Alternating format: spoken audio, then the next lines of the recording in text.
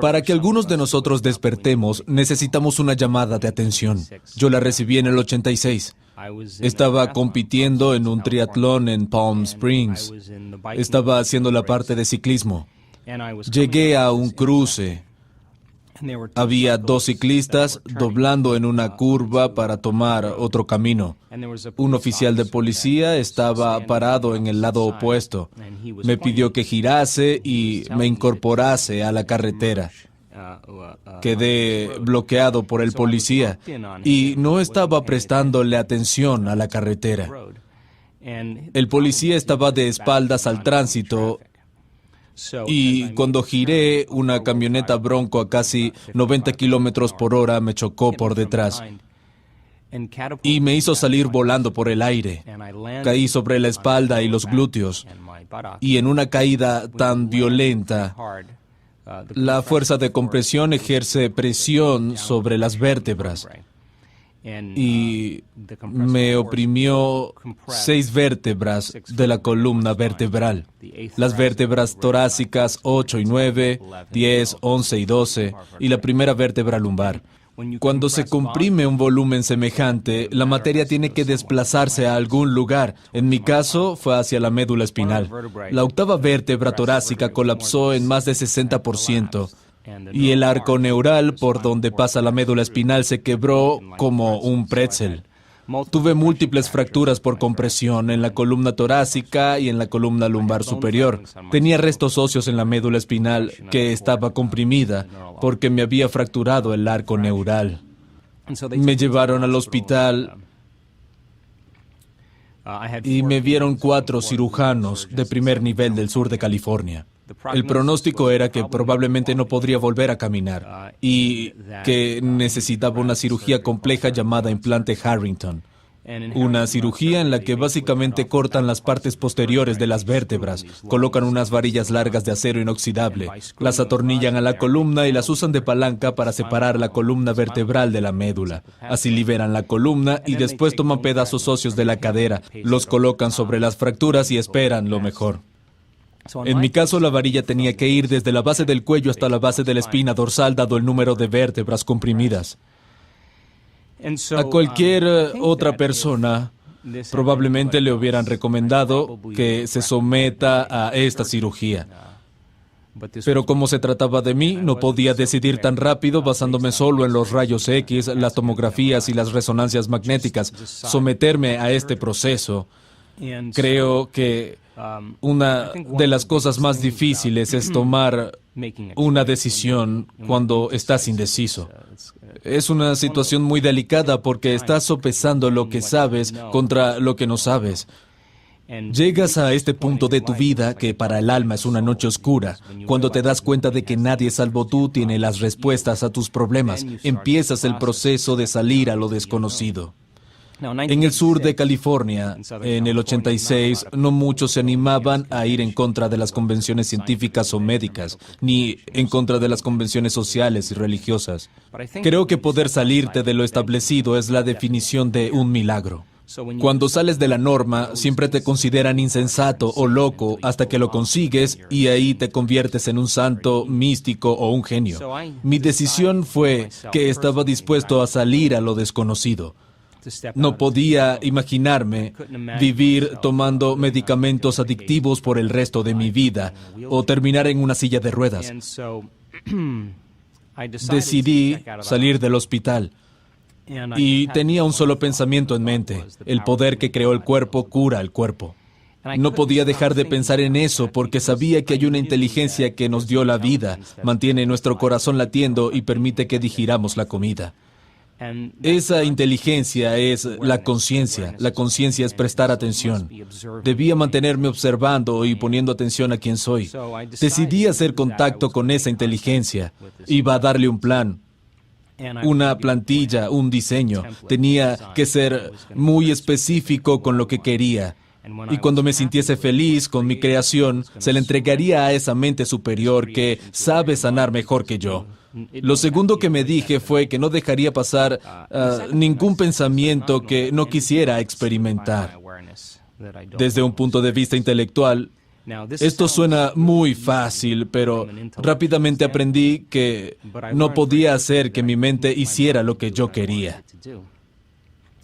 Cuando estamos en crisis o en una situación traumática como yo, tendemos a centrarnos en lo que no queremos que suceda, en lugar de lo que sí queremos que suceda. De la infinita cantidad de posibilidades que existen para nosotros, los seres humanos, yo estaba recreando en mi mente una y otra vez el peor escenario, abrazando esa emoción y preparándome para ese hecho.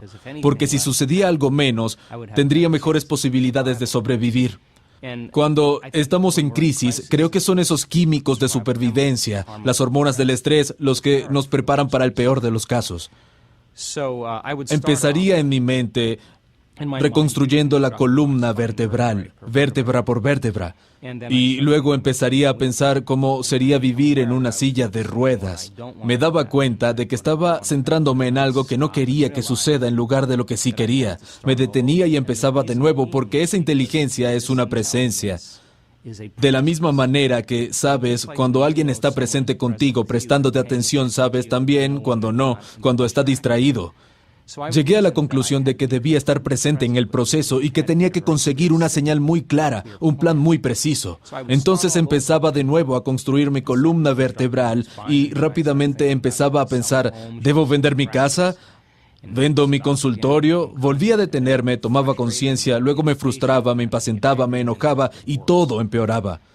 Durante 6 semanas atravesé un periodo de profunda oscuridad en el alma, porque no podía hacer que mi mente hiciese lo que yo quería. Me llevaba unas 3 horas cerrar los ojos y reconstruir cada vértebra. Comenzaba de nuevo cada vez que me distraía. Nunca estaba del todo satisfecho con la forma en que lo hacía, pero seguía adelante. Al cabo de 6 semanas, logré realizar el proceso entero sin distraerme. Fue como golpear una pelota de tenis en su punto justo. Hice clic. Supe en ese momento que algo había sucedido y lo que llevaba 3 horas, ahora podía hacerlo en 45 minutos. En ese momento no lo sabía, pero estaba construyendo nuevos circuitos en mi cerebro todos los días. Estaba literalmente aumentando mi capacidad de prestar atención. La atención es una habilidad igual que el golf o el tenis. Cuanto más practicas, mejor lo haces. No iba a ningún lugar. No estaba haciendo nada, básicamente me recostaba boca abajo y disponía de mucho tiempo.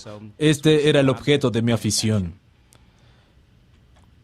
En el momento en que pude pasar por todo ese proceso, empecé a notar cambios importantes en mi cuerpo.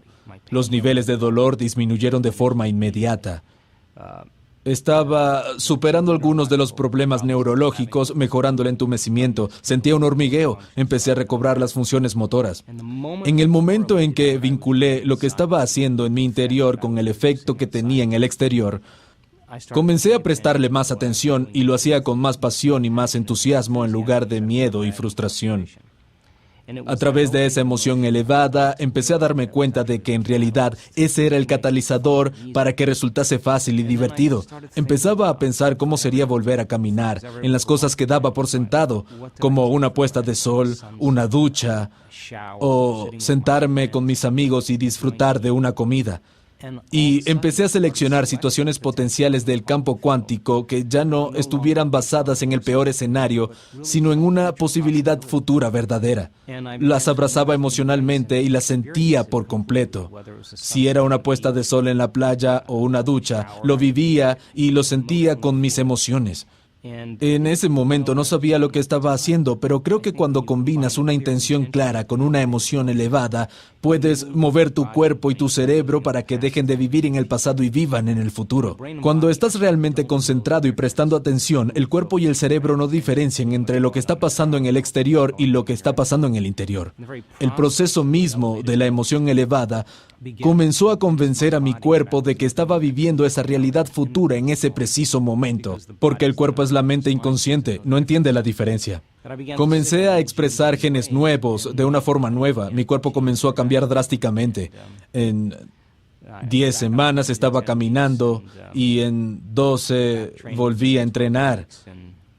Y nunca tuve dolores en el cuerpo ni la espalda. Hice un trato conmigo mismo y con esta inteligencia. Si lograba volver a caminar, Dedicaría el resto de mi vida a estudiar la conexión mente-cuerpo y mente sobre materia, que vengo haciendo desde 1986.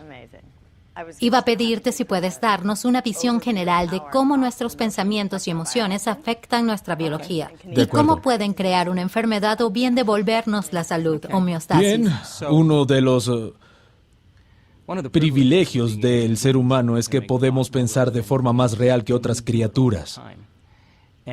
Nuestro lóbulo frontal es enorme. El lóbulo frontal es nuestro centro creativo, es el logro máximo del ser humano. Representa el 40% de todo el cerebro. Ese es el taller, el lugar en el que imaginamos, especulamos, creamos, planeamos, sentimos tensión, frenamos las reacciones emocionales, donde decidimos quiénes vamos a ser. En esa parte del cerebro se ubica nuestra conciencia.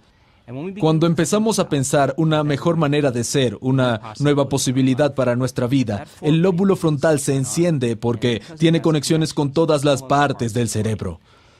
Como director de orquesta, comienza a convocar diferentes redes neuronales del conocimiento que adquirimos en el pasado, de las experiencias que tuvimos, y las agrupas para generar una visión. A eso llamamos una intención. Cuando empezamos a combinar nuestras redes neuronales generando nuevas secuencias, nuevos patrones y nuevas combinaciones, empezamos a cambiar nuestra mente. La mente es el cerebro en acción. Es algo que hacemos de forma natural. Naturalmente comenzamos a pensar una nueva manera de ser. El problema es que la mayoría de las personas no combinan esa intención con una emoción elevada. Cuando vives esa realidad futura en el momento presente, el resultado de esa experiencia se llama sentimiento o emoción. Y el cuerpo comienza a creer que vive en esa realidad futura. La repetición de este ciclo a lo largo del tiempo traza nuevos circuitos y nuevas maneras para hacer que tu cerebro se vea como si la experiencia ya se hubiera producido. La emoción elevada envía señales al cuerpo.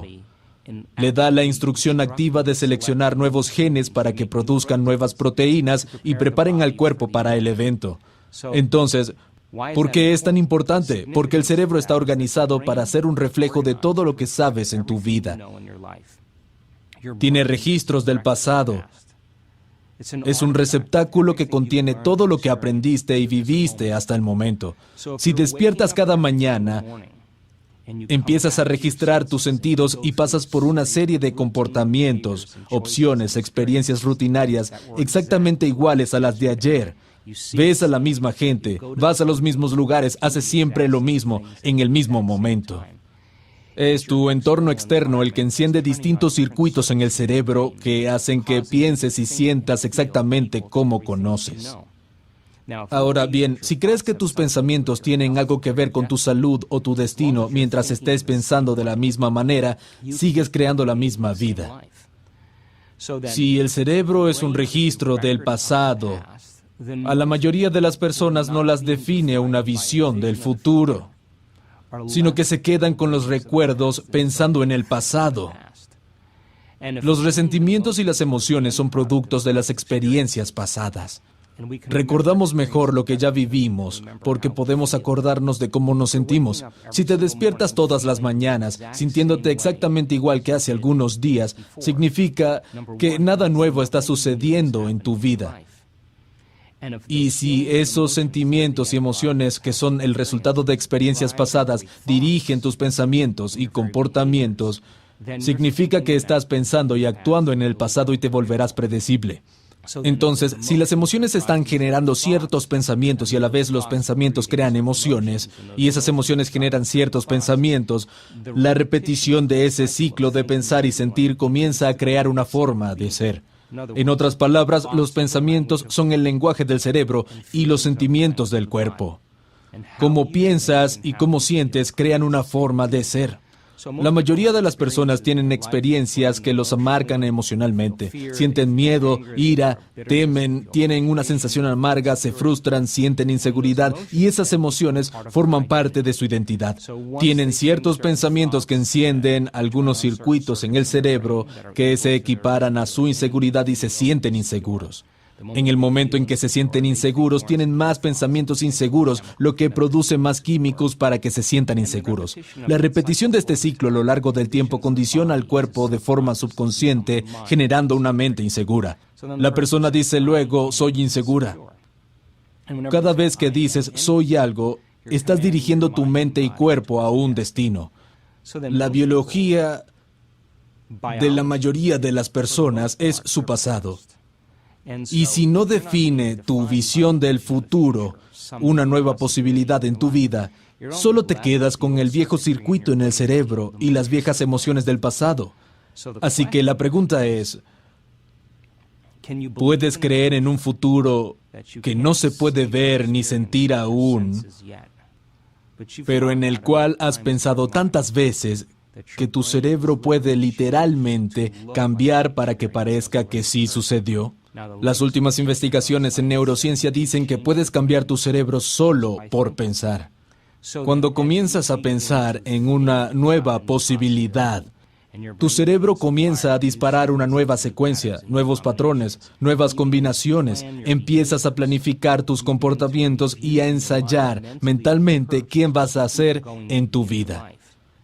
La mera acción del ensayo mental comienza a instalar circuitos neurológicos en tu cerebro, una especie de hardware, que hace que parezca que el evento ya sucedió. Si sigues ensayando ese mismo pensamiento y esa misma secuencia, el hardware se convierte en un software. Tu cerebro ya no es el archivo del pasado, sino un mapa para el futuro, y comienzas a abrazar emocionalmente tu futuro antes de que se manifieste. En otras palabras, no estás esperando la sanación para sentirte íntegro. No estás esperando tu nueva relación para sentir amor. No estás esperando el momento místico para sentir asombro. No estás esperando el éxito para sentirte empoderado. Es el viejo modelo de realidad, de causa y efecto. Esperar que algo se manifieste fuera de nosotros para cambiar cómo sentimos en el interior. Cuando nos sentimos diferentes por dentro, ponemos la atención a quién o qué causó lo que causó. Eso es un recuerdo.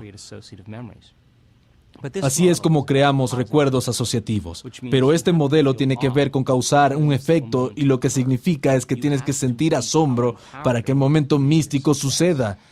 Tienes que empoderarte para crear éxito. Tienes que sentir integridad para sanar. Tenemos que sentir amor por ti y por la vida para que se manifieste. Tenemos que indicarles a las personas cómo educar su cuerpo emocionalmente. Cómo podría sentirse ese futuro, incluso antes de que haya sucedido. Si lo hacen correctamente, su cuerpo, como la mente inconsciente, comienzan a creer que están viviendo en esa realidad futura en el momento presente, y empiezan a desarrollar nuevos genes y nuevas maneras que cambian el cuerpo para tener la sensación de que ese evento ya sucedió. Puedes elegir el nuevo potencial del campo cuántico. Potenciales infinitos del campo cuántico. Comenzar a abrazar esa realidad futura emocionalmente antes de que se haya manifestado, de forma tal que tu cuerpo, como la mente inconsciente, crea que vive ese futuro en el momento presente. Estás cambiando tu cuerpo solo a través del pensamiento. Ahora, si en tu cerebro hay evidencia física, neurológica, biológica, química y genética, que aparente que la experiencia ya se ha producido, puedes relajarte. La experiencia te encontrará y llegará de la forma que menos lo esperas. Esto es muy importante. Tiene que llegar de la forma en que menos te lo esperas.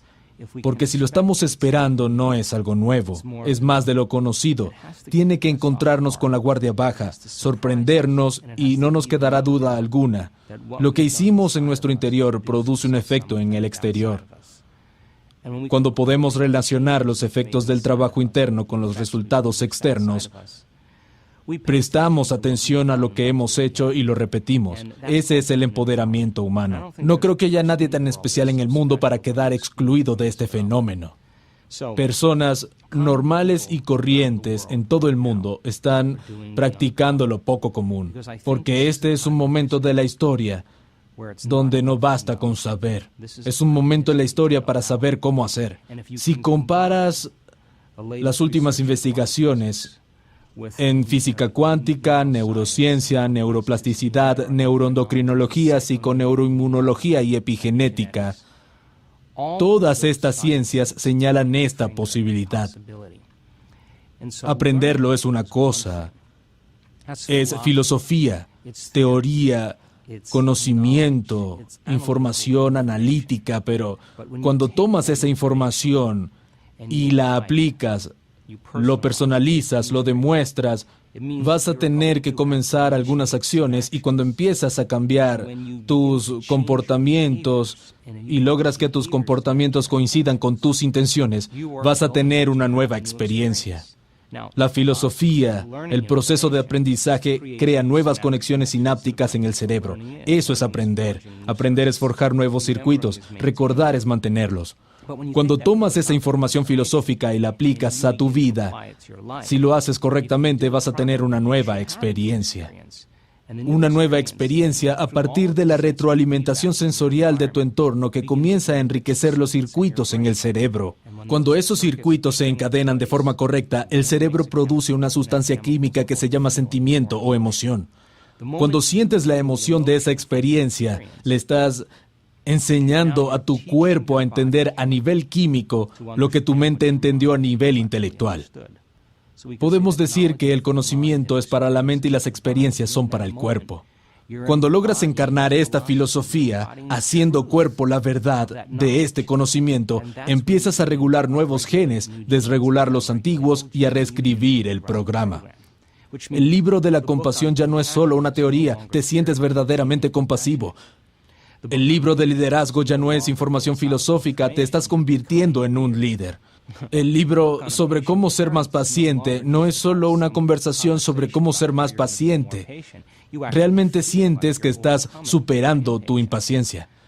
Si lo puedes hacer una vez, significa que puedes reproducirlo. Y si puedes repetir una y otra vez la misma experiencia, empezarás a condicionar neuroquímicamente a tu cuerpo para hacerlo tan bien como en tu mente. Cuando tanto el cuerpo como la mente saben, se fusionan en uno. Se vuelve innato. Es quien eres. Es una segunda naturaleza. Lo hiciste tantas veces que ya no tienes que pensar conscientemente. Se convirtió en un programa subconsciente. Memorizas un nuevo orden neuroquímico interno. Eso es más fuerte que cualquier condición externa en tu entorno. Ahí es cuando empiezas a dominar esta filosofía. Para ser un experto, nuestro trabajo es ir de filósofo a iniciado, del conocimiento a la experiencia, a la sabiduría, de la mente al cuerpo, al alma, y de pensar a hacer. Tenemos los mecanismos biológicos y neurológicos para lograrlo. Creo que el mayor problema que se interpone en el camino para que podamos hacerlo una y otra vez y hacerlo bien son básicamente las hormonas del estrés. El estrés significa que tu cuerpo no está en homeostasis. El estrés es una respuesta innata del cuerpo para volver al orden. Hay 3 factores básicos que lo originan. Estrés físico a causa de accidentes, lesiones, caídas, golpes. Estrés químico generado por bacterias, virus, hormonas en alimentos, metales pesados, resacas, niveles de azúcar en sangre. Y estrés emocional a causa de tragedias familiares, pérdidas, trabajo, finanzas. Todas esas cosas desequilibran nuestro cerebro y nuestro cuerpo. Todos los organismos de la naturaleza pueden tolerar estrés a corto plazo. Un grupo de coyotes persigue a un ciervo. El ciervo huye y 15 minutos más tarde vuelve al monte y la reacción al estrés terminó. Pero los seres humanos somos tan únicos que podemos activar el estrés a través del pensamiento. Podríamos pensar en algo que sucedió o preocuparnos por algo que sucederá. El pensamiento por sí solo puede encender los mismos químicos que cuando estás estresado. Si no puedes apagarlo, vas camino a alguna enfermedad, porque ningún organismo de la naturaleza puede vivir en modo de emergencia por un periodo de tiempo prolongado. Así que, respondiendo a tu pregunta, sí, se puede activar la respuesta al estrés a través del pensamiento. Y es un hecho científico que las hormonas del estrés desregulan los genes y generan enfermedades.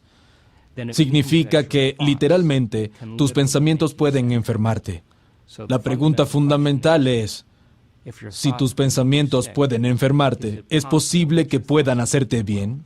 ¿Puedes explicar los efectos de la meditación y los efectos sobre la mente? Claro, meditación significa familiarse con. Así que aquí está el viejo yo y aquí está el nuevo yo. No es que vas a llegar al nuevo ser en cuestión de días. Tenemos que atravesar el proceso de transformación. Si el 95% de lo que somos cuando llegamos a los 35 años es un conjunto de comportamientos subconscientes, hábitos automáticos, reacciones emocionales, creencias, percepciones y actitudes que funcionan como un programa informático, ese 95% que somos es el cuerpo programado para convertirse en la mente. Eso es lo que llamamos hábito. Y vamos a empezar a cambiarlo con el 5% de nuestra mente consciente. Puedes pensar de forma positiva todo lo que quieras, pero si sientes negatividad, te has sentido así durante los últimos 30 años, mente y cuerpo están en la oposición. Puedes tener el mejor tablero de sueños del mundo, con todas las cosas que quieres para tu vida. Pero si no te sientes merecedor, el cuerpo y la mente están en oposición. La idea entonces es reacondicionar el cuerpo a una mente nueva. Aquí está el viejo yo y aquí está el nuevo yo. Te vas a embarcar en el cambio. En el momento en que tomas la decisión de dejar de pensar de cierta forma para poder actuar diferente o sentir distinto, entras en el río del cambio. Lo más difícil de este cambio es no repetir las mismas decisiones que el día anterior. Tenemos alrededor de 60 a 70 mil pensamientos por día. De esos 60 a 70 mil pensamientos que tenemos por día, 90% son iguales a los del día anterior. Los mismos pensamientos conducen a las mismas opciones. Las mismas opciones conducen a los mismos comportamientos. Los mismos comportamientos crean las mismas experiencias y las mismas experiencias generan las mismas emociones. Esas emociones dirigen nuestros pensamientos una y otra vez y nuestra biología, nuestros circuitos neuronales, nuestra neuroquímica, neurohormonas e incluso la expresión genética se mantiene exactamente igual. Hay un principio en neurociencia que establece que las células nerviosas que se disparan juntas permanecen juntas. Si continúas pensando igual, tomando las mismas decisiones, teniendo los mismos comportamientos, reproduciendo experiencias iguales que estampan las mismas redes neuronales, los mismos patrones, para generar esa sensación familiar que te acostumbraste a llamar yo, conectas tu cerebro con algo muy limitado. Esa limitación se convierte en tu identidad. Es como poner el cerebro en una caja. Claro que la caja no existe, pero es el resultado de conexiones neurológicas, pensamientos, comportamientos y emociones que se fijan a través de la repetición frecuente. Así que, cómo piensas, cómo actúas y cómo te sientes es lo que llamamos personalidad. Tu personalidad crea tu realidad personal. Eso es todo. Si quieres crear una nueva realidad personal y una nueva vida, tendrías que cambiar tu personalidad. Significa que tienes que pensar sobre la forma en que estuviste pensando y cambiarla. Tienes que tomar conciencia de tus hábitos inconscientes, tus comportamientos, lo que dices y modificarlos. Tienes que observar las emociones que te mantienen anclado al pasado y decidir si permanecen en tu futuro. La mayoría de las personas tratan de crear una nueva realidad personal manteniendo la misma personalidad y no funciona. Literalmente tenemos que convertirnos en otra persona. Entonces, la palabra meditación significa familiarizarse con. Cuando te sientas a meditar, observas los pensamientos que están tras bastidores en tu conciencia, ya que estabas tan distraído por el entorno externo. Cuando meditas, estás tomando conciencia de esos pensamientos inconscientes y te estás familiarizando con ellos. Estás meditando para conocerte a ti mismo, para tomar conciencia de tus propensiones e impulsos. El cuerpo quiere levantarse y hacer cosas, pero lo estás entrenando para que se siente quieto. Y le estás diciendo al cuerpo que ya no es la mente, que tú eres la mente. Y estás trayendo a la conciencia esos comportamientos inconscientes. Te estás familiarizando con ellos. Esa es una meditación para conocerte a ti mismo. Si puedes observar las emociones que te llevan a un denominador bajo, registrarlas, sin actuar a partir de ellas, sino observándolas, el acto de observación implica que lograste salir del programa. Eres la conciencia que ahora observa el programa y que comienza a objetivar tu ser subjetivo. Te estás mirando a ti mismo a través de los ojos de otra persona. Esto significa que ya no estás en el viejo ser, sino que es tu conciencia pura que lo observa. Ese es el primer paso en el proceso meditativo. Tenemos que encender un fósforo en un lugar oscuro, tomar conciencia profunda de lo poco conscientes que fuimos al no dejar que ningún pensamiento, comportamiento o emoción se deslizara por la conciencia descontrolada. Si estás sentado en meditación y te preguntas, ¿qué es compasión? ¿Cómo puedo estar mejor? ¿Cómo puedo cambiar mi vida? ¿Cómo puedo sentirme mejor conmigo mismo? Observas qué pensamientos tienes y cómo están atados a tu cerebro. Empiezas a revisar los comportamientos de cómo vas a vivir esta nueva vida. El acto de ensayar mentalmente comienza a cambiar el cerebro de vivir en el pasado a vivir en el futuro. En otras palabras, el ensayo mental va a hacer que el cerebro se vea como si esa experiencia ya se hubiera producido. Tienes un nuevo hardware para instalar en tu cerebro que está preparando al cerebro para el futuro.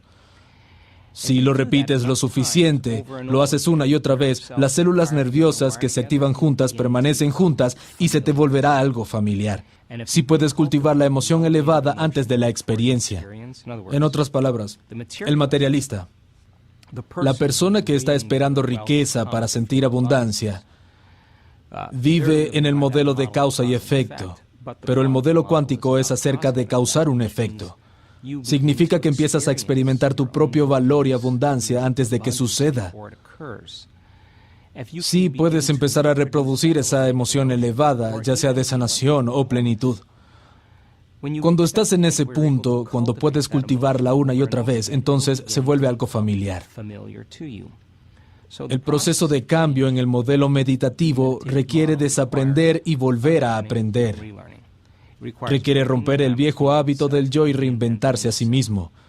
La neurociencia va podando las conexiones sinápticas y hace brotar nuevas conexiones, reconectando y recableando, sacando de la memoria emociones guardadas en el cuerpo y volviendo a condicionar el cuerpo a la nueva mente y nueva emoción. No señalas los mismos genes de la misma manera, sino nuevos genes y nuevas formas.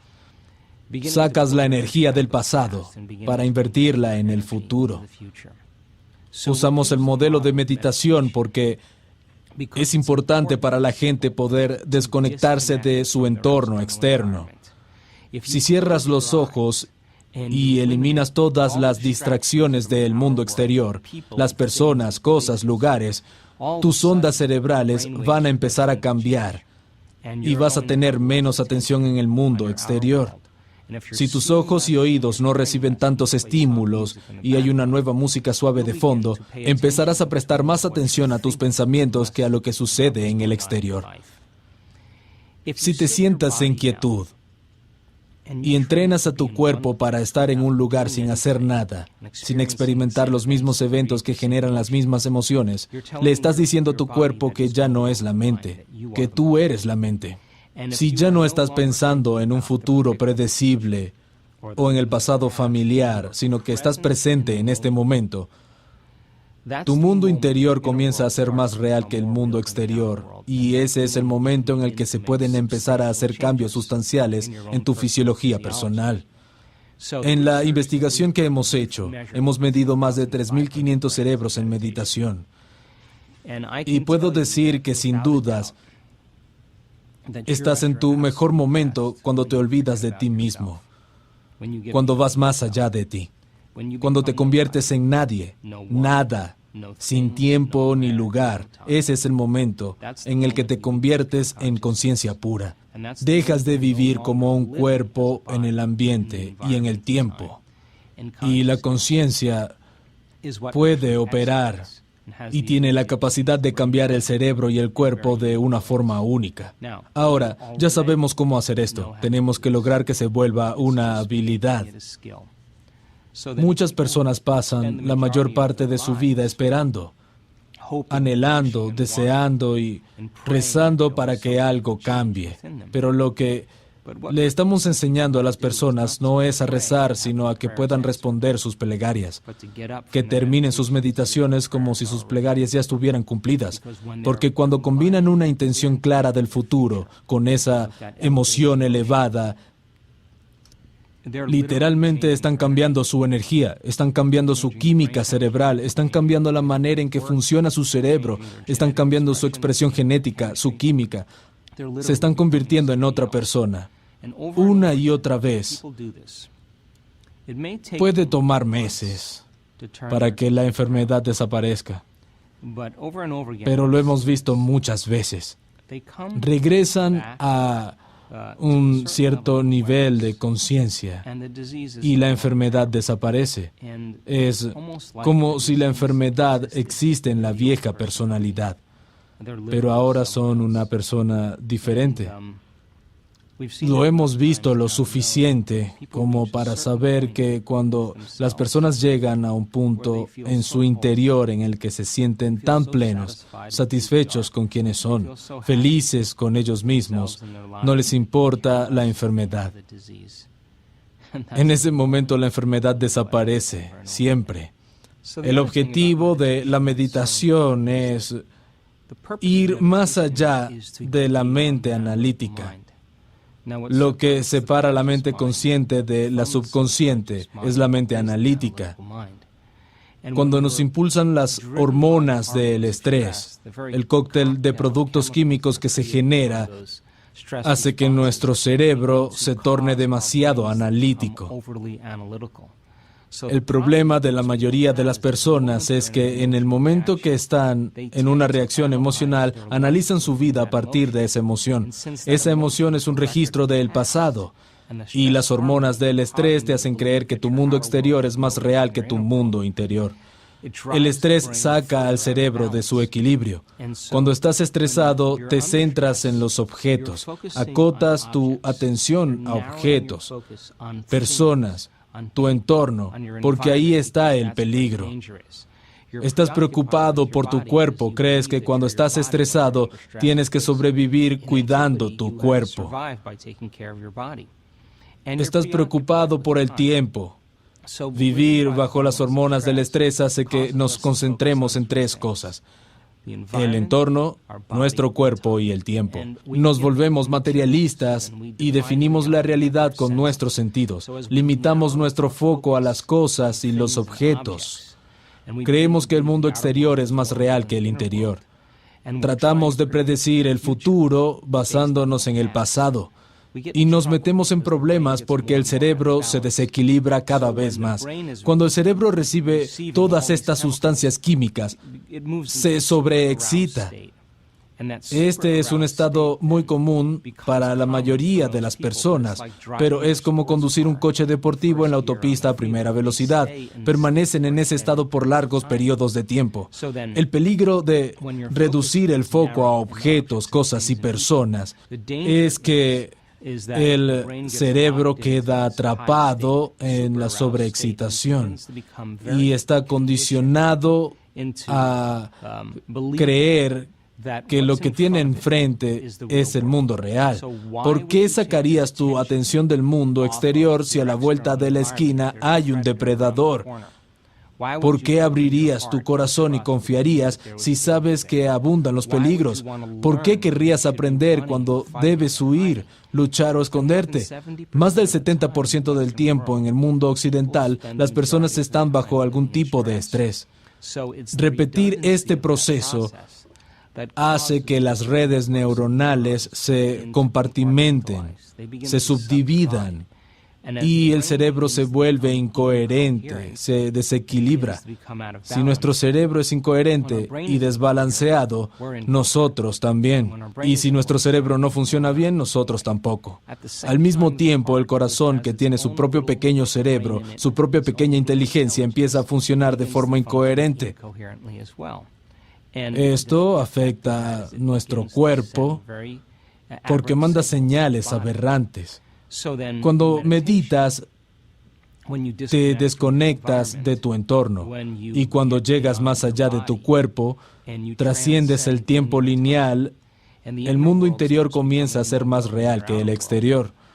Cuando puedes olvidar que eres un nombre, un género, un armario, un número de seguro social, tu profesión, que estás casado o soltero, que eres vegetariano, en el momento en que te olvidas quién eres, tu identidad, tu cuerpo, las cosas que posees, el lugar donde vives, el lugar donde estás sentado, te olvidas del tiempo. Es casi como el ego, la personalidad. De pronto está vacía. Cuando eso ocurre, diferentes compartimentos del cerebro que estaban subdivididos comienzan a sincronizarse.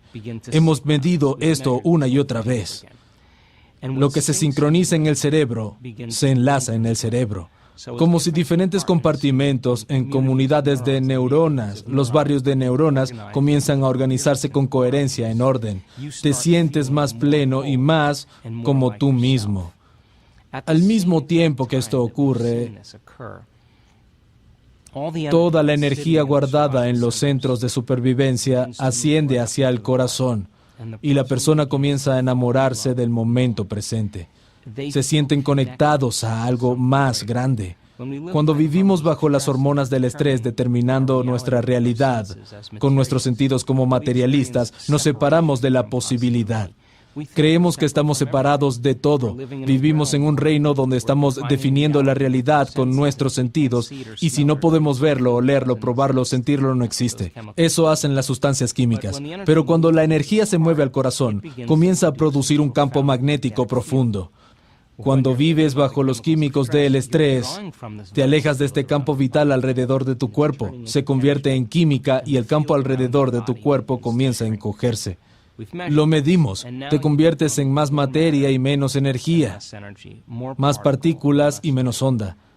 Y este es el problema. Cuando las personas son material, intentando cambiar la materia, toma una cierta cantidad de tiempo obtener lo que quieren, porque tienen que arrastrar su cuerpo a través del espacio una y otra vez para lograr sus objetivos. Tratan de forzar el resultado, predecirlo o controlarlo instintivamente, porque son materia tratando de producir un efecto sobre la materia. Cuando la energía se mueve a tu centro y el campo alrededor de tu cuerpo comienza a expandirse, no estás sacando de ese campo energético, sino aportándole. Cuando el corazón empieza a ser coherente, se pone rítmico y se organiza. Es como dejar caer una piedra en el agua. Produce una onda. Si puedes sostener ese estado, es como dejar caer una piedra, luego otra y luego otra, creando ondas que siguen formándose. Envías una señal al campo energético. Si puedes sentir esa profundidad de forma plena, estás tirando piedras más grandes en el agua y produciendo ondas más grandes. Toda la energía es frecuencia y toda la frecuencia lleva información. Si tuvieras la intención de lo que sea que quieras que venga con esa ola de energía, esa emoción elevada, comenzarás a transmitir una nueva señal en el campo. Lo que sea que transmitas, lo vives como destino. Y cuanto más tiempo tu conciencia puede permanecer en esa energía, estás haciendo que el futuro vaya hacia ti. Haces colapsar el tiempo y el espacio que van hacia ti, porque estás creando desde el reino que subyace a la materia. En este reino eres más materia que energía.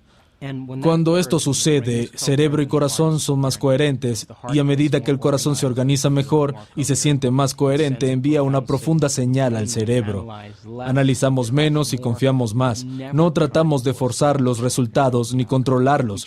Confiamos porque nos sentimos conectados a algo más grande. Este estado del ser se puede enseñar, se puede sostener y convertirse en una habilidad.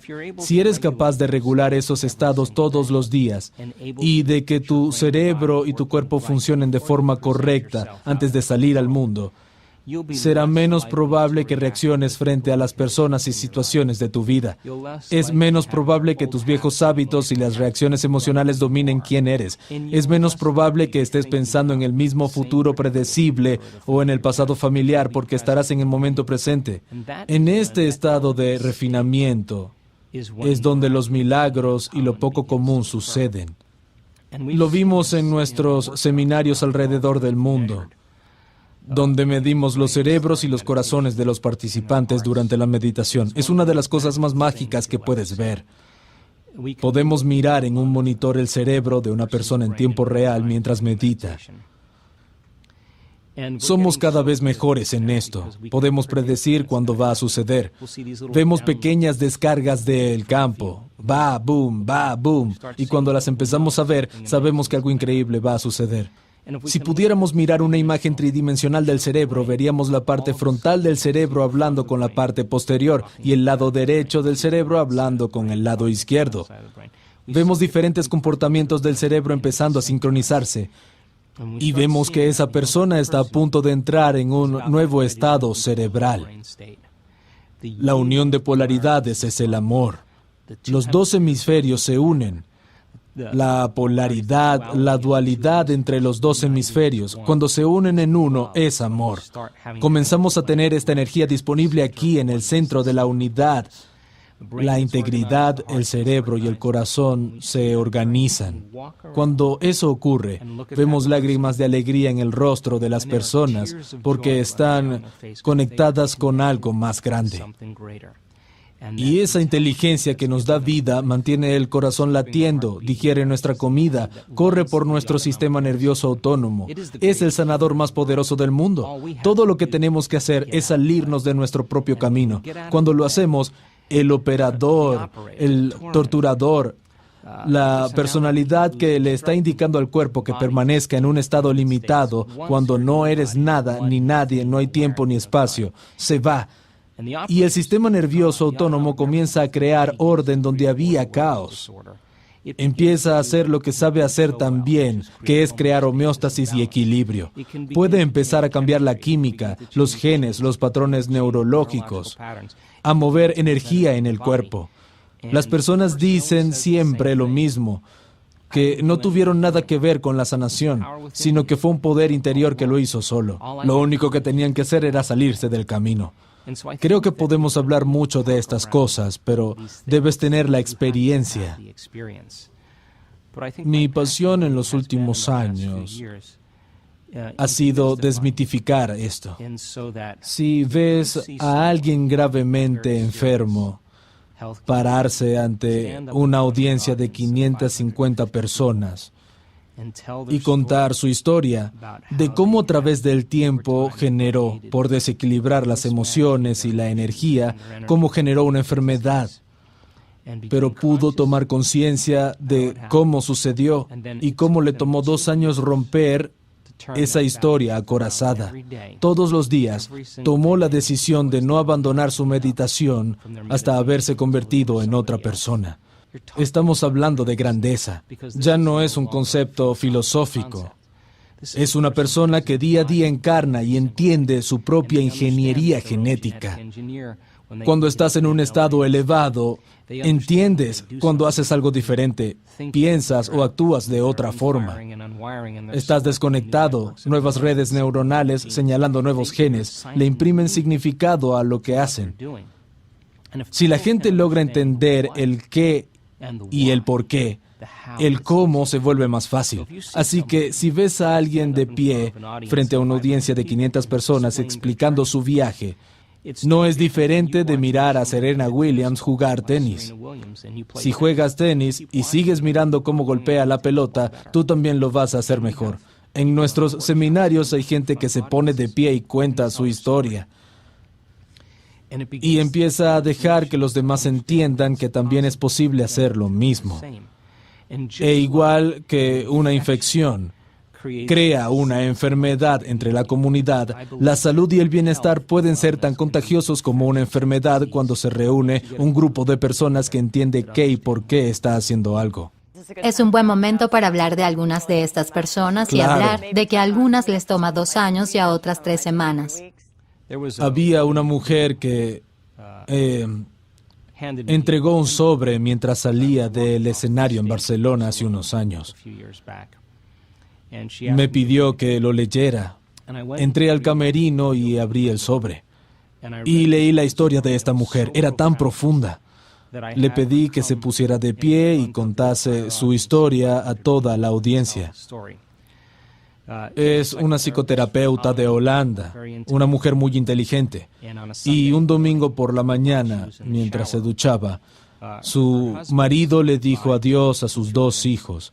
Le gritó algo y mientras ella se duchaba, fue a la torre más alta de Ámsterdam. Saltó del edificio y se suicidó. Ahora, este es un evento estresante. Cuando recibió la noticia, atravesó las mismas emociones que cualquiera cuando recibe una noticia tan impactante y traumática. Estaba sufriendo, estaba llena de dolor, resentida, se sentía culpable, confundida, enfadada. Ella pasó por toda la gama de emociones. Y todas esas emociones, por cierto, derivan de las hormonas del estrés. Ella estaba atravesando esta situación que la cambió biológicamente.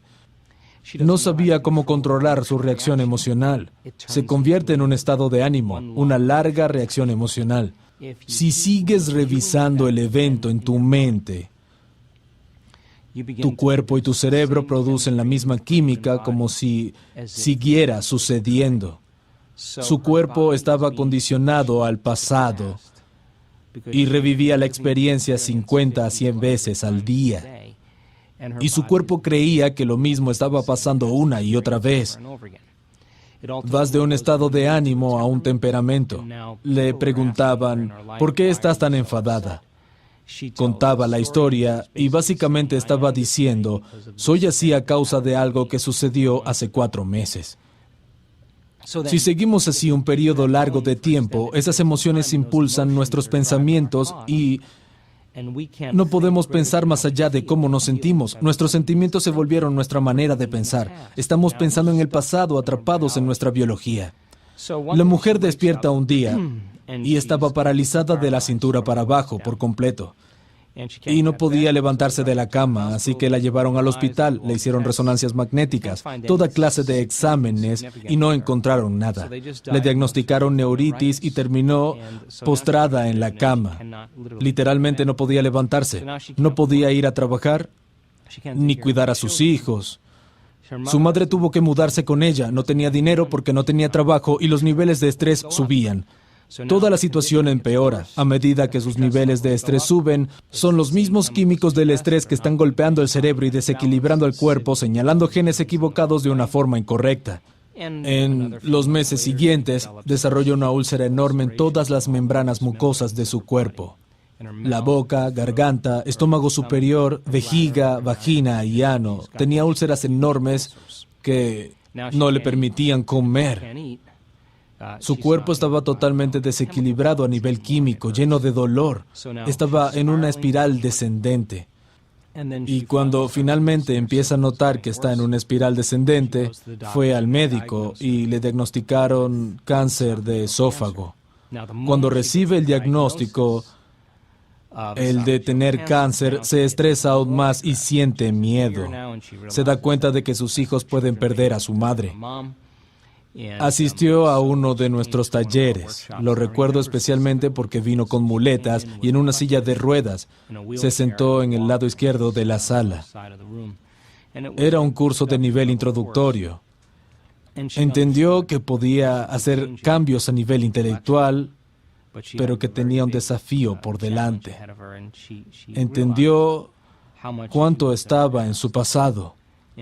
Estaba emocionada con el contenido y la información. Recuerda que era psicoterapeuta, así que es el idioma que entiende. Unos meses más tarde, volvió a un taller en Connecticut, al norte de la ciudad de Nueva York. Vino con 2 amigos. La audiencia fue increíble en ese retiro, así que los empujé un poco más allá de lo que hago normalmente. Ella tuvo un gran avance. Por primera vez en más de un año, se sintió como ella misma. Tenía una visión de su futuro, no estaba visualizando nada y de pronto tuvo una visión muy clara. Estaba tan emocionada que se fue a casa e hizo su meditación todos los días. Entendió que había regulado nuevos genes y bajado los genes que tenían que ver con su enfermedad. Y que todos los días tenía que golpear a la puerta de la genética. Lo primero que quiero decir es que estoy seguro de que hubo días en los que no quería hacer su meditación, pero lo hizo de todos modos. Meditaba igual. Hubo días en los que se sentía invadida por las dudas, en los que no creía que fuese posible, pero de todos modos hacía su meditación.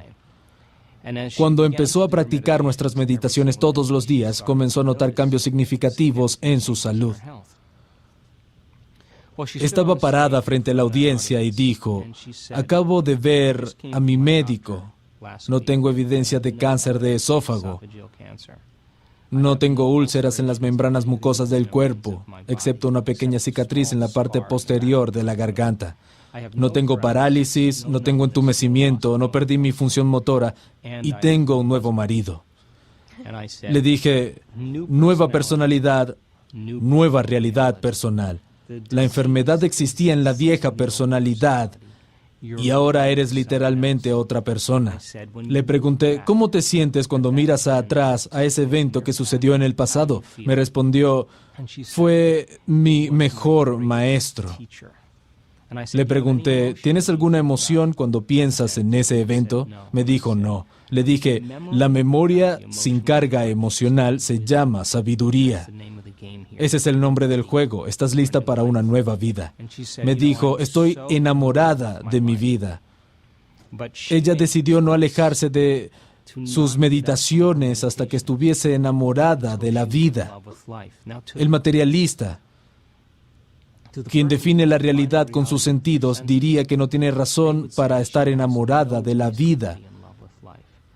Perdió a su marido, su trabajo, no puede cuidar a su hijo, está paralizada, padece cáncer, tiene todas estas afecciones. Pero ella tomó la decisión de que cada día iba a condicionar su cuerpo en el futuro y no en el pasado.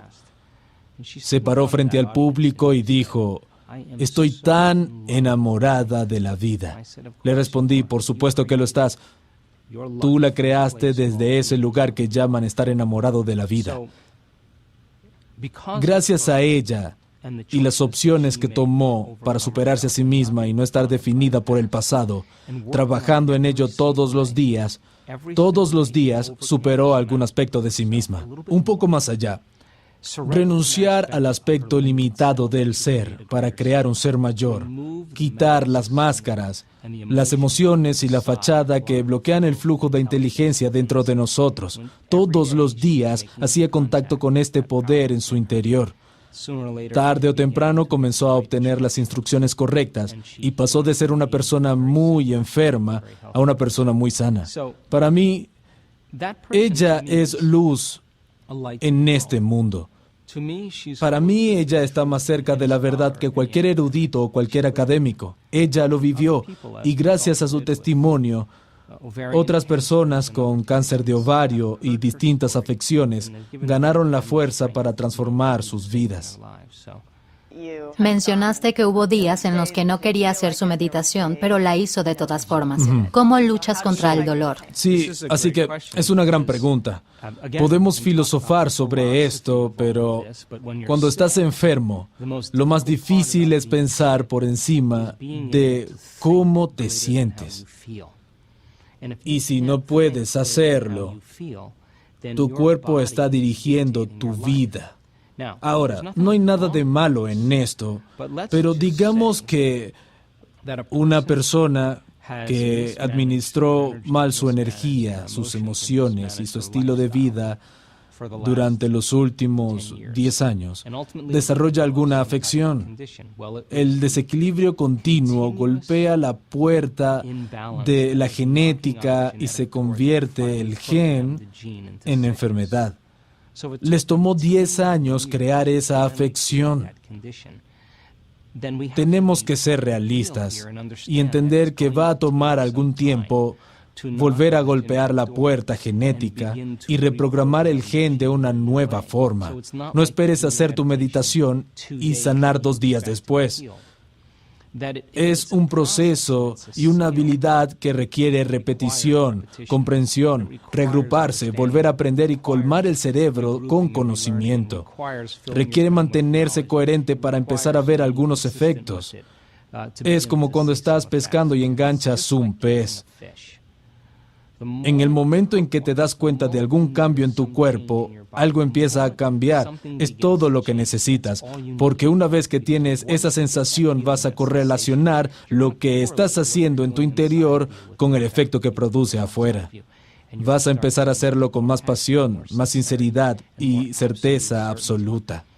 Lo bueno de todo esto es que eres capaz de cambiar tus ondas cerebrales e ir más allá de tu mente analítica. Practicaste tu meditación todos los días. Llegar a ese momento sagaz, a la generosidad del momento presente. Te olvidas de tus obligaciones, de tus relaciones, de las cosas que hiciste ayer. Estás tan presente en este momento que ya no eres una cara, un cuerpo, una identidad, no tienes nada, pura conciencia. En ese momento tu conciencia se fusiona con una conciencia mayor. Cuando tu mente consciente fusiona tu mente subconsciente, estás en el sistema operativo donde un cambio verdadero es posible. Si practicas la manera de superar tu cuerpo en una meditación todos los días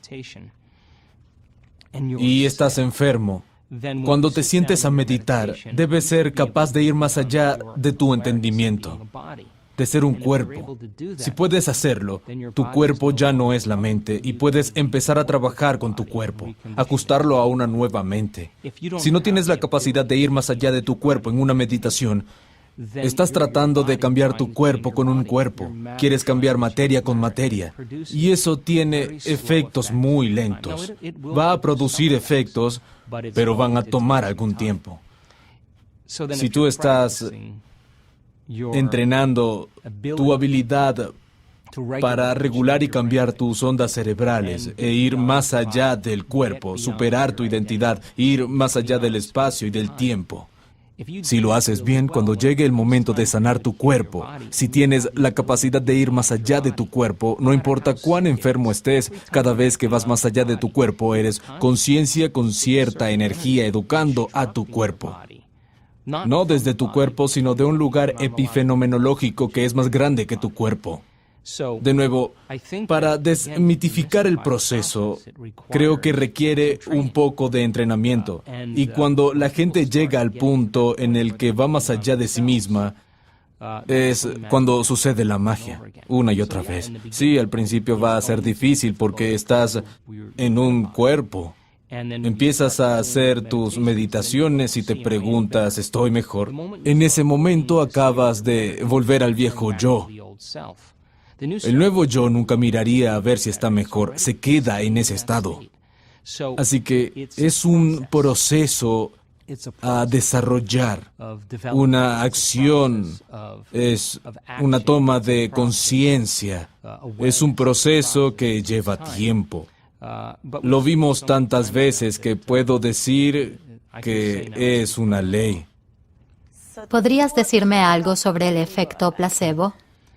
¿Cómo puede ser que haya pacientes que reciben una píldora de azúcar, una inyección salina, o se les realiza una cirugía o tratamiento falsos? Y un porcentaje de esos pacientes que aceptarán, creerán y se entregarán a la idea de que se les está dando la sustancia o el tratamiento verdadero y programan su sistema nervioso autónomo para crear su farmacia de químicos que coincide con el químico exacto que creen que están tomando. Así que la pregunta ¿es la sustancia inerte que cura? ¿O es la capacidad innata que tiene el cuerpo para curarse? La sanación no viene de la píldora de azúcar, sino del pensamiento. La píldora es un condicionante que representa una posibilidad en el futuro de alguien. Podemos llamarlo una intención. Un porcentaje de esas personas comenzarán a sentirse inspiradas, entusiasmadas, llenas de Dios, esperanzas, agradecimientos, cosas que podrían funcionar. Están combinando una intención clara con una emoción elevada. En ese momento se están moviendo de la biología de su pasado hacia la biología de su futuro.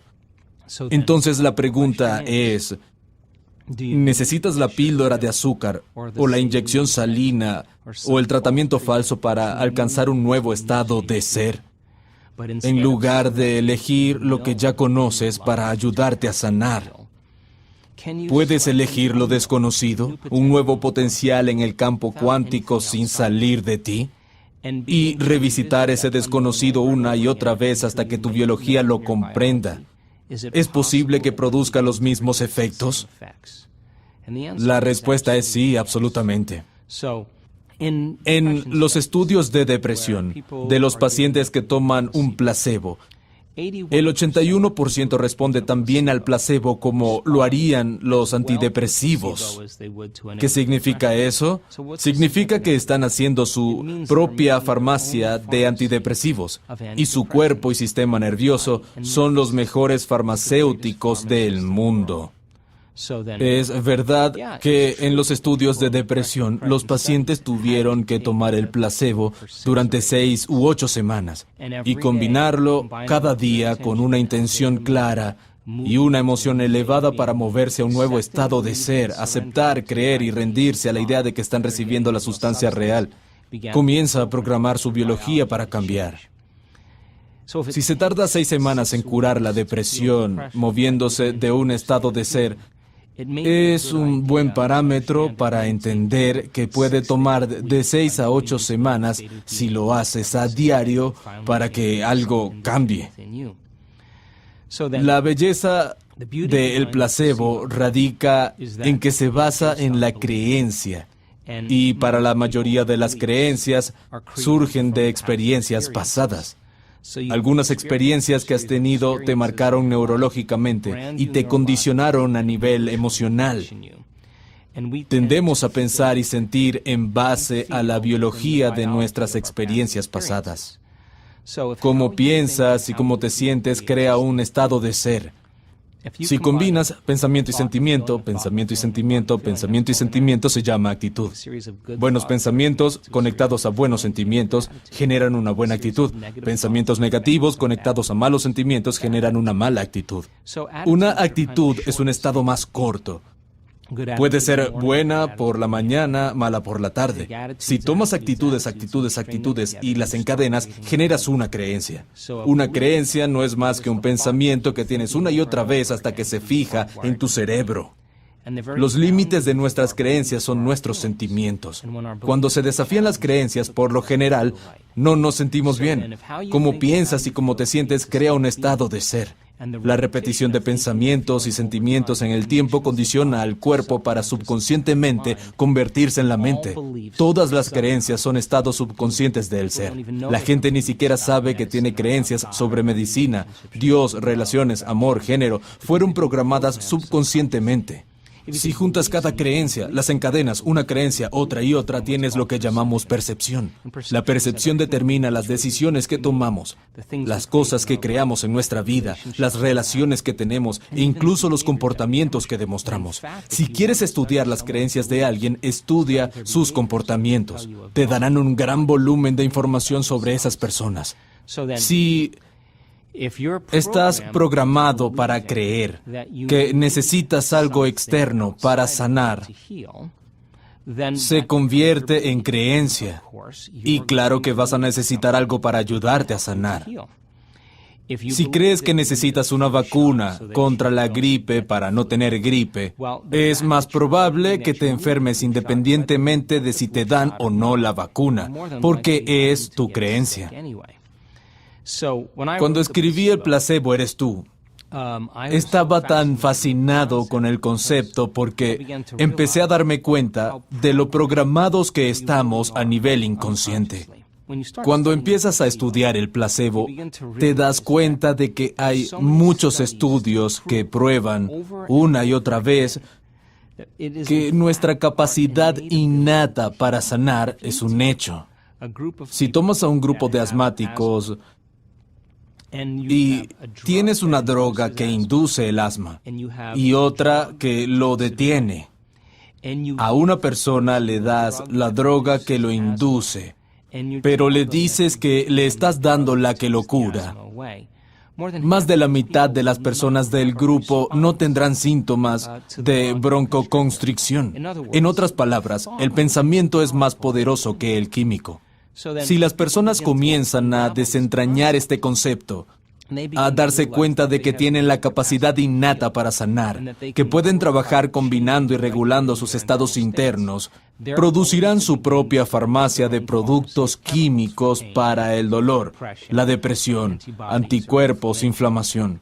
Hace poco hicimos un estudio increíble en uno de nuestros talleres avanzados en Tacoma, Washington. Tomamos a 120 personas para medir los niveles circulantes de cortisol y un químico llamado inmunoglobulina A o IgA. Cuando estás estresado y desequilibrado, los niveles de cortisol suben. El pico de cortisol es alrededor de las 8 de la mañana. Para el estudio medimos el nivel de cortisol y los niveles de IgA de esas 120 personas en un momento específico de la tarde. Tomamos todas las medidas al inicio del taller. Después de 4 días y medio de entrenamiento, volvimos a medirlas para observar los cambios epigenéticos y químicos que fueron productos del trabajo interior. La mayoría había disminuido los niveles de cortisol, lo que significa que ya no estaban en modo supervivencia. No estaban estresados, pero lo más relevante fue que los niveles de IgA pasaron de 51 a 83, el tope máximo de lo que se considera un nivel elevado. Algunas personas estaban en los 100. La IgA es la principal defensa contra bacterias y virus. Es superior a la vacuna contra la gripe. Cuando generas una emoción elevada, como gratitud, aprecio, cuidado, bondad o inspiración, activas el sistema inmunológico y este empieza a crear orden donde había caos. Comienza a liberar todo tipo de sustancias químicas para generar y restaurar el cuerpo.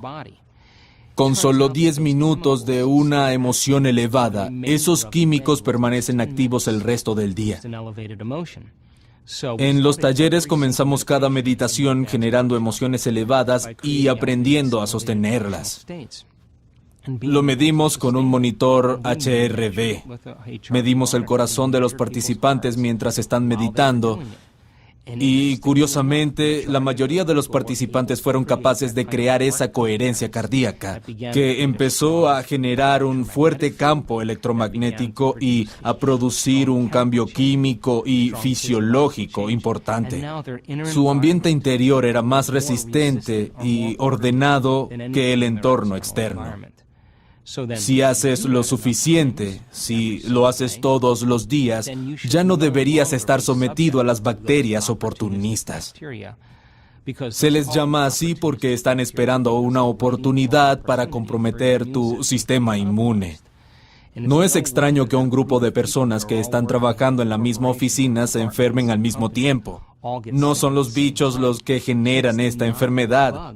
Es que el sistema inmunológico está comprometido porque todos están estresados en el mismo momento.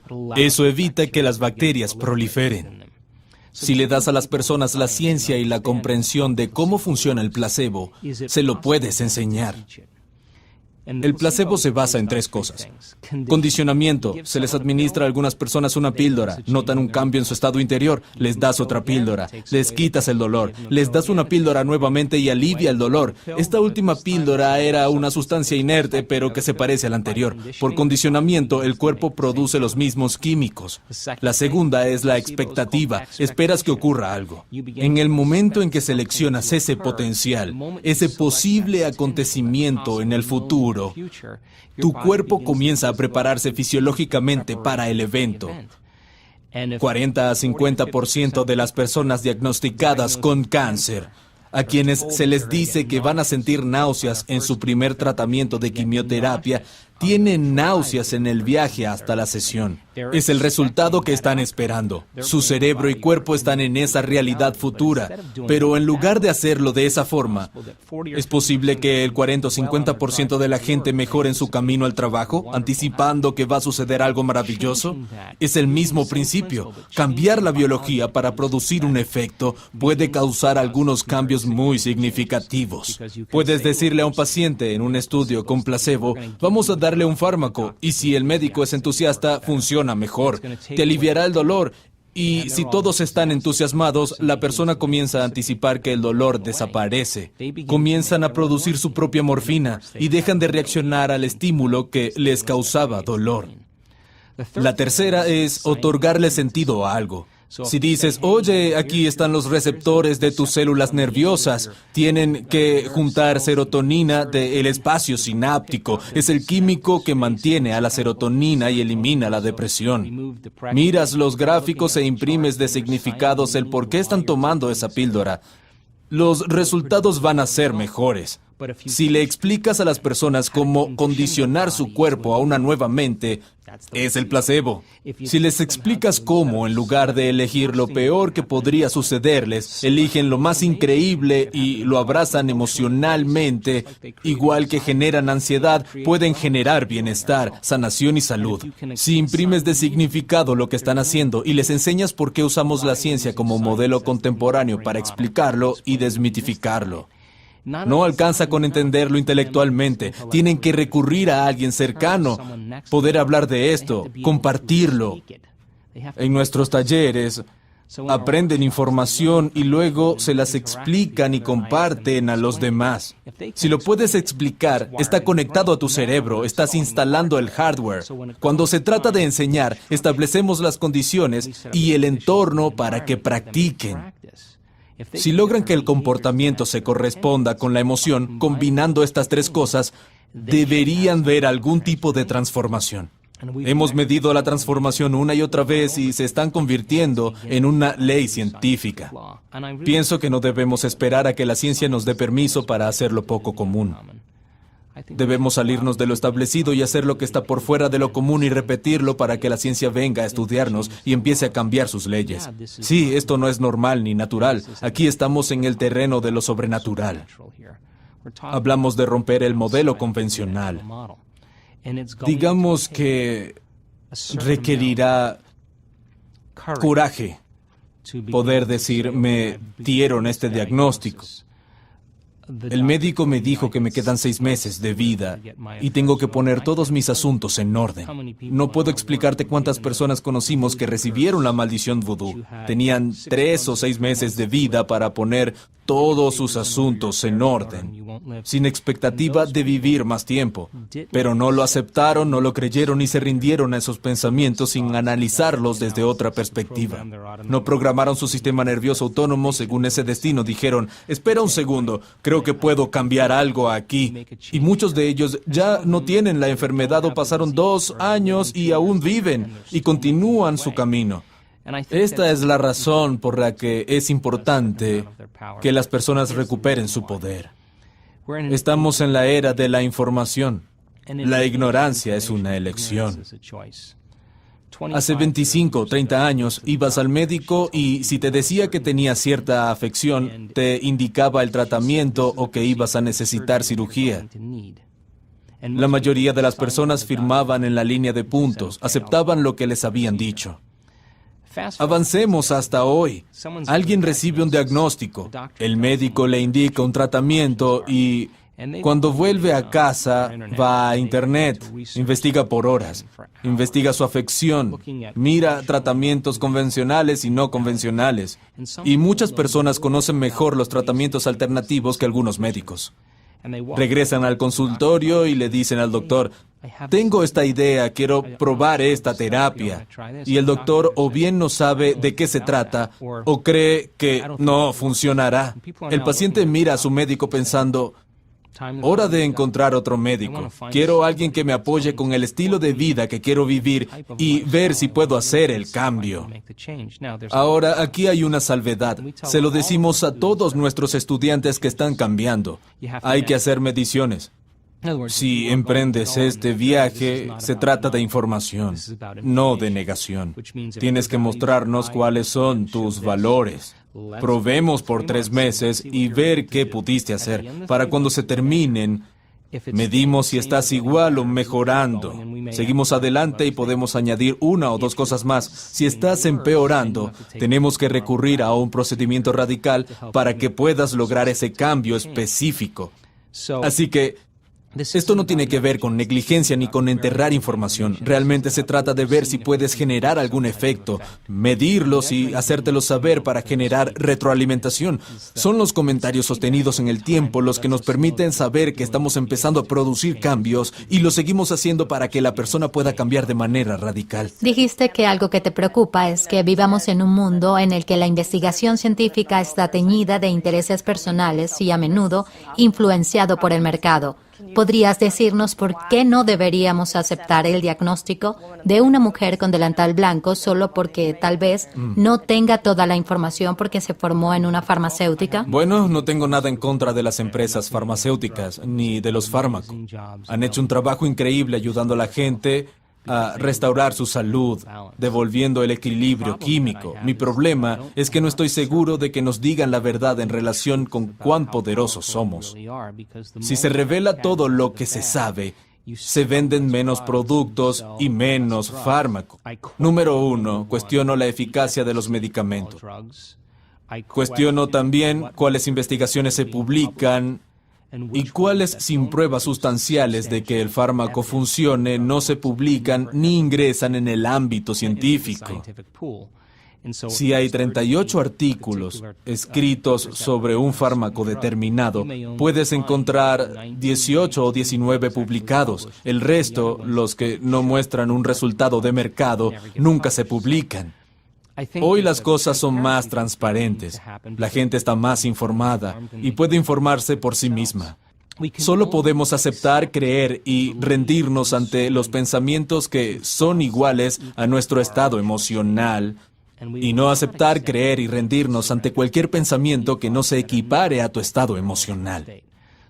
Cuando un paciente recibe un diagnóstico de artritis reumatoide, esclerosis múltiple, cáncer, diabetes, las emociones comunes después de escuchar un diagnóstico así son miedo, tristeza o dolor. Cuando tienen estos sentimientos, productos del diagnóstico, pueden pensar de manera positiva todo lo que quieran. Pueden decir, voy a superar esta afección. Pero si tienen miedo, ese pensamiento no logra pasar del tronco encefálico hacia el cuerpo, porque no está alineado con el estado emocional del cuerpo. Lo que se hace es lograr que esa persona cambie su estado emocional y alcance un estado de gratitud. ¿Por qué gratitud? Bueno, generalmente damos gracias cuando recibimos algo. Pero si das gracias desde un estado de gratitud, tu cuerpo cree que has recibido algo, porque la señal emocional de gratitud significa que ya sucedió. Cuando alguien comienza a sentir gratitud, espera sanar, siente gratitud porque puede cultivar ese estado emocional. Es más propenso a aceptar, creer y rendirse a los pensamientos que se equiparan con ese estado emocional y programar su sistema nervioso autónomo para crear un destino diferente. Desde hace 30 años dirijo una clínica de salud integral muy demandada. Tratamos diferentes enfermedades crónicas. Estuve ayer y estaba llena de pacientes. La gente viene a nuestra clínica porque nos interesa crear un nuevo estilo de vida. Menos del 5% de las personas del planeta nacen con patologías genéticas. El otro 95% padece enfermedades que tienen que ver con el estilo de vida, comportamientos y elecciones. El modelo médico funciona muy bien para afecciones agudas. Si te rompes el brazo o tienes apendicitis, es una buena idea ir a emergencias médicas. Pero cuando se trata de afecciones crónicas que requieren un cambio de estilo de vida, muchas veces no es suficiente solo con tomar un producto químico, porque la persona puede tener viejas cicatrices emocionales. Esa persona puede estar atravesando una mala situación, puede estar expuesta a químicos o a decisiones que continuamente debilitan el cuerpo. Esta es la fórmula que usamos con quienes están interesados en hacer cambios significativos. Existen 3 tipos de estrés: físico, químico y emocional. Esto significa que existen 3 tipos de equilibrio: físico, químico y emocional. Entonces, ¿cuáles son las cosas que hacemos para crear equilibrio físico en nuestro cuerpo? Podría ser cualquier cosa: yoga, ejercicio, aeróbicos, acupuntura, quiropráctica, un masaje. Cualquier cosa que sea física y que ayude al cuerpo a volver a la homeostasis. ¿Qué puedes hacer en pos del equilibrio químico? Si las hormonas del estrés golpean tu sistema inmune, junto con el orgasmo, el estrés y la digestión requieren bastante energía. Tal vez ingieras alimentos más fáciles de digerir para disponer de más energía para la recuperación. Eliminas ciertos alimentos que sacan a tu cuerpo y cerebro de su equilibrio. Tienes más energía para la recuperación y un mayor equilibrio químico. Puedes usar enzimas, modificar tu dieta, comer menos, eliminar ciertos alimentos o tomar productos farmacéuticos. Pueden tomar suplementos nutracéuticos que ayuden a restaurar el equilibrio químico del cuerpo. ¿Qué pasa con el equilibrio emocional? La meditación es para nosotros el modelo más efectivo. Usamos otras técnicas con algunas personas, como psicología energética. Cuando ordenas 2 de estos 3, el tercero tiende al equilibrio. Si alguien está equilibrado física y químicamente, también lo estará a nivel emocional. Si alguien está equilibrado emocional y químicamente, también tenderá al equilibrio físico. Y alguien que está equilibrado física y emocionalmente, estará equilibrado químicamente. Funciona así: equilibramos 2 de los 3 para que con el tiempo el tercero vuelva al equilibrio. Es un modelo sólido cuando se trata de la práctica de mantener cierto nivel de salud y ayudar a las personas a ir de un estado a otro. Me encanta el concepto de posibilidades infinitas. ¿Podrías hablar de cómo la opinión de un médico es solo una posibilidad? Cuando una persona recibe un diagnóstico, es un pronóstico que se basa en lo normal o lo natural. Cuando ves a las personas que están bajo el capricho del condicionamiento de cómo deben vivir su vida, en el momento en el que reciben ese diagnóstico, están sometidas a los mismos tratamientos que la mayoría de la gente y van a responder de la misma manera porque están regalando su poder a algo exterior. Pero un diagnóstico y un pronóstico son también un potencial en el campo infinito de posibilidades. Este es un tema muy sensible cuando se trata de ética. Creo que los médicos son hoy más compasivos con los pacientes y entiendo que quieren darles esperanza y apoyar sus metas en el área de la salud. Cuando alguien recibe un diagnóstico, es importante que entienda que puede caer presa del pronóstico, sin siquiera tener en cuenta que existen otras opciones, sin darse cuenta de que tal vez se deba hacer algo de otro modo, de que tal vez se deban hacer elecciones diferentes, que tal vez deba ir más allá de ciertas emociones y superar una forma de pensar limitante. Si comprenden que son capaces de hacer eso, se abren más posibilidades como resultado de sus cambios personales. En ese momento abren los ojos y comienzan a suceder cosas mágicas en la vida de las personas. Viven más de lo que esperan, el dolor desaparece, mejora su calidad de vida, empiezan a haber cambios biológicos, neurológicos, cambios químicos y hormonales. La educación es muy importante para entender que En el espectro del mundo cuántico, hay posibilidades infinitas en este preciso momento. Si puedes estar presente sin pensar en lo que podría suceder o lo que sucedió en el pasado, practicar todos los días este proceso, este viaje interior de estar presente. Si continúas practicándolo, no hay futuro predecible ni pasado o familiar. Estás en el momento presente. Habrá posibilidades que no hayas considerado antes. La belleza detrás de todo esto es que cuando te abres a la posibilidad y dejas de enfocarte en lo conocido o lo familiar, empiezas a experimentar esas sincronicidades, casualidades, coincidencias que están sucediendo a tu alrededor. No estás invirtiendo tu energía en un futuro predecible o en un pasado familiar. Puedes enseñar eso. Cuando las personas se centran en sí mismas y practican esperar lo impredecible, van a empezar a suceder cosas que no habían imaginado, posibilidades en las que no habían pensado. Si las hubieran pensado, las hubieran puesto en práctica o serían conocidas. Tenemos que ampliar el mundo de posibilidades a lo desconocido. Me interesa este proceso sobrenatural.